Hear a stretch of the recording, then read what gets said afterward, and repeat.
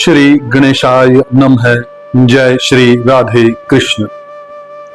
श्रीमद् भागवत केवल एक ग्रंथ नहीं, बल्कि कलयुग में भटके हुए मानव के लिए ईश्वर का प्रकाश है।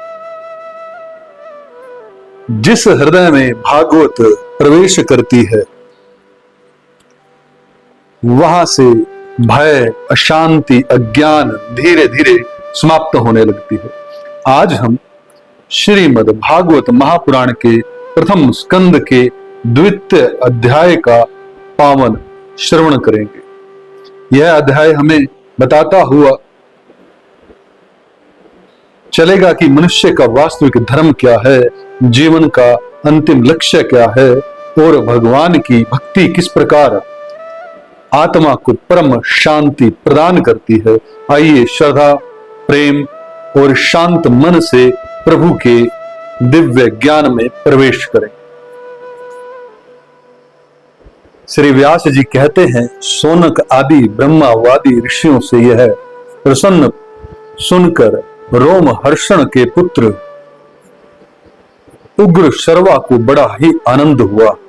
उन्होंने ऋषियों के इस मंगलमय प्रसन्न का अभिनंदन करके कहना आरंभ किया। सूत जी ने कहा कि जिस समय श्री सुखदेव जी का योगोपवीत संस्कार भी नहीं हुआ था, सुत्राम लौकिक वैदिक कर्मों के अनुष्ठान का अवसर भी नहीं आया था, उन्हें अकेले ही संन्यास लेने के उद्देश्य से जाते देखकर उनके पिता व्यास जी विरह से कातर होकर पुकारने लगे, बेटा बेटा।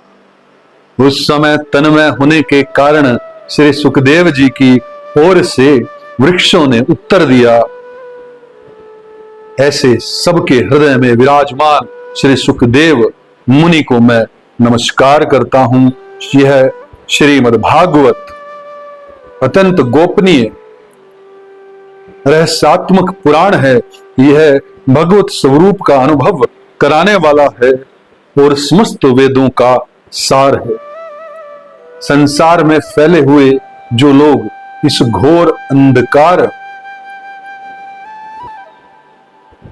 घोर अज्ञान अंधकार से पार जाना चाहते हैं, उनके लिए आध्यात्मिक तत्वों को प्रकाशित करने वाला यह एक अद्वितीय दीपक है। वास्तव में उन्हीं पर करुणा करके बड़े बड़े मुनियों के आचार्य श्री सुखदेव जी ने इसका वर्णन किया। मैं उनकी शरण ग्रहण करता हूं। मनुष्यों में सर्वश्रेष्ठ भगवान के अवतार नर नारायण ऋषियों को, सरस्वती देवी को और श्री व्यास देव जी को नमस्कार करके तब संसार और अंतकरण के समस्त विकारों पर विजय प्राप्त कराने वाले इस श्रीमद् भागवत महापुराण पाठ करना चाहिए। ऋषियों, आपने संपूर्ण विश्व के कल्याण के लिए बहुत सुंदर प्रसन्न किया है, क्योंकि यह प्रसन्न श्री कृष्ण के संबंध में है और इससे भली भांति आत्म शुद्धि हो जाती है। मनुष्यों के लिए सर्वश्रेष्ठ धर्म वही है जिससे भगवान श्री कृष्ण में भक्ति हो। भक्ति भी ऐसी जिससे किसी प्रकार की कामना न हो और जो नित्य निरंतर बनी रहे। ऐसी भक्ति से हृदय आनंद स्वरूप परमात्मा की उपलब्धि करके कृत्य हो जाता है। भगवान श्री कृष्ण में भक्ति होते ही अनन्य प्रेम से उनमें चित्त जोड़ते ही निष्काम ज्ञान और वैराग्य आविर्भाव हो जाता है। धर्म का ठीक ठीक अनुष्ठान करने पर भी यदि मनुष्य के हृदय में भगवान की लीला कथाओं के प्रति अनुराग का उदय न हो, तो वह निरा श्रम ही श्रम है। धर्म का फल मोक्ष, उसकी सार्थकता अर्थ प्राप्ति में नहीं है। अर्थ केवल धर्म के लिए है। भोग विलास उसका फल नहीं माना गया है। भोग विलास का फल इंद्रियों को तृप्त करना नहीं है, उसका प्रयोजन है केवल जीवन निर्वाह। जीवन का फल भी तत्व जिज्ञासा है। बहुत कर्म करके स्वर्ग आदि प्राप्त करना उसका फल नहीं है। तत्ववेता लोग ज्ञाता और ज्ञेय के भेद से रहित अखंड अद्वितीय सच्चिदानंद स्वरूप ज्ञान को ही तत्व कहते हैं। उसी को कोई ब्रह्मा, कोई परमात्मा, कोई भगवान के नाम से पुकारते। श्रद्धालु मुनिजन भागवत श्रवण से प्राप्त ज्ञान वैराग्य युक्त भक्ति से अपने हृदय में उस परम तत्व परमात्मा का अनुभव करते हैं। शौनक आदि ऋषियों यही कारण है कि अपने अपने वर्ण तथा आश्रम के अनुसार मनुष्य जो धर्म का अनुष्ठान करते हैं उसकी पूर्ण सिद्धि इसी में है कि भगवान प्रसन्न हो। इसलिए एकाग्र मन से भक्त वत्सल भगवान का ही नित्य निरंतर श्रवण कीर्तन ध्यान और आराधना करना चाहिए। कर्मों की गांठ बड़ी कड़ी है। विचारवान पुरुष भगवान के चिंतन की तलवार से उस गांठ को काट डालते हैं। तब भला ऐसा कौन मनुष्य होगा जो भगवान की लीला कथा में प्रेम न करे। शौनक आदि ऋषियों पवित्र तीर्थों का सेवन करने से महत्त सेवा, तदंतर श्रवण की इच्छा, फिर श्रद्धा, तत्पश्चात भगवत कथा में रुचि होती है। भगवान श्री कृष्ण के यश का श्रवण और कीर्तन दोनों पवित्र करने वाले हैं।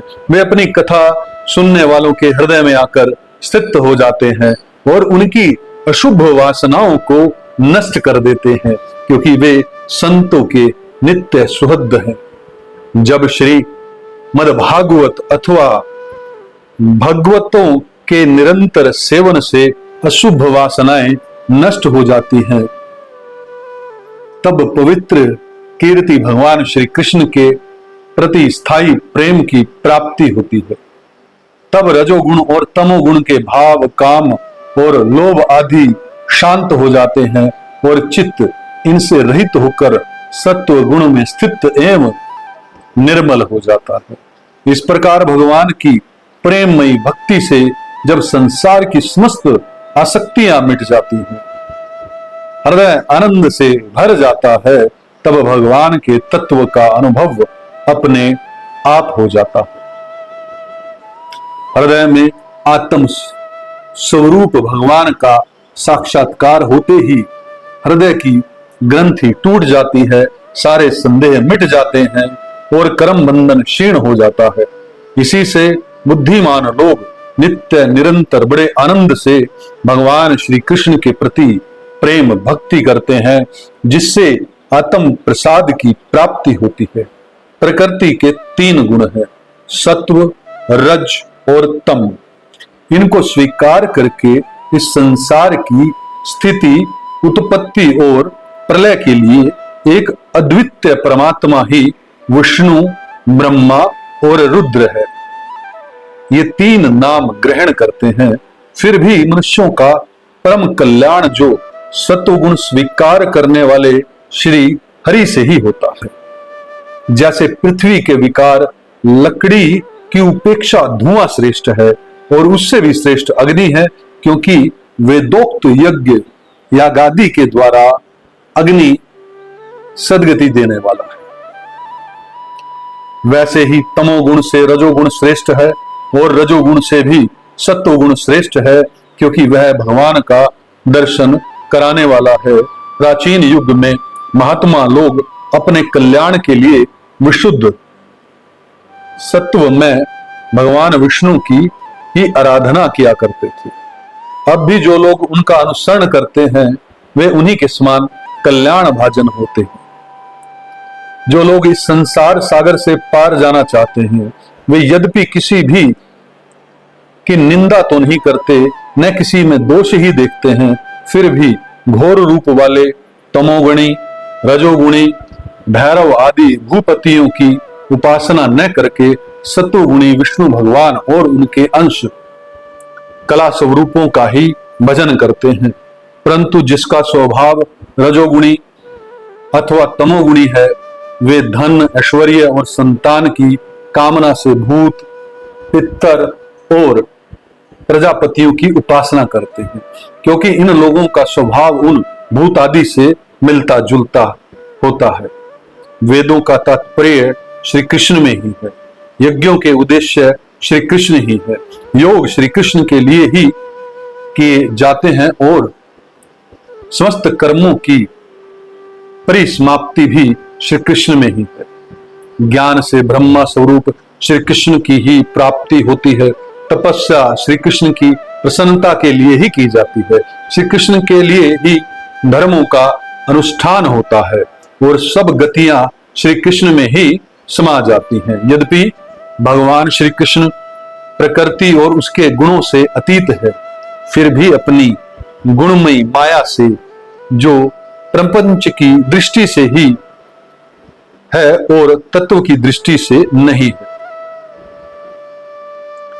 उन्होंने ही सर्ग के आदि में इस संसार की रचना की थी। ये सत्व, रज और तम तीनों गुणों उसी माया के विलास हैं। इनके भीतर रहकर भगवान इनसे युक्त सरीखे मालूम पड़ते हैं। वास्तव में तो वे परिपूर्ण विज्ञानानंद घन है। अग्नि तो वस्तुत एक ही है, परंतु जब वह अनेक प्रकार की लकड़ियों से प्रकट होती है तब अनेक सी मालूम पड़ती है। वैसे ही सबके आत्म रूप भगवान तो एक ही हैं, परंतु प्राणियों की अनेकता से अनेक जैसे जान पड़ते हैं। भगवान ही सूक्ष्म भूत, तन्मात्रा, इंद्रिय तथा अंतकरण आदि गुणों के विकार भूत भावों के द्वारा नाना प्रकार की योनियों का निर्माण करते हैं। उनमें भिन्न भिन्न जीवों के रूप में प्रवेश करके उन योगियों के अनुरूप विषयों का उपभोग करते कराते हैं। वही संपूर्ण लोकों की रचना करते हैं और देवता, पशु, पक्षी, मनुष्य आदि योनियों में लीला अवतार ग्रहण करके सत्व गुण के द्वारा जीवों का पालन पोषण करते हैं।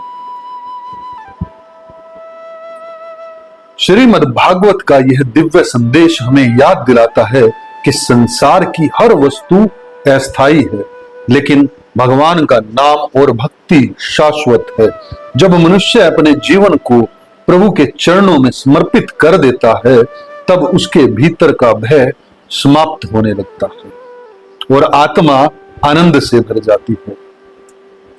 प्रार्थना है कि श्रीमद् भागवत का यह अमृत ज्ञान हम सभी के जीवन में सत्य, शांति, भक्ति और दिव्यता का प्रकाश फैलाए। जो भी श्रद्धा से भागवत का श्रवण करता है उसके जीवन में धीरे धीरे परिवर्तन अवश्य होता है। हरिओम तत्सत। जय श्री कृष्ण। राधे राधे।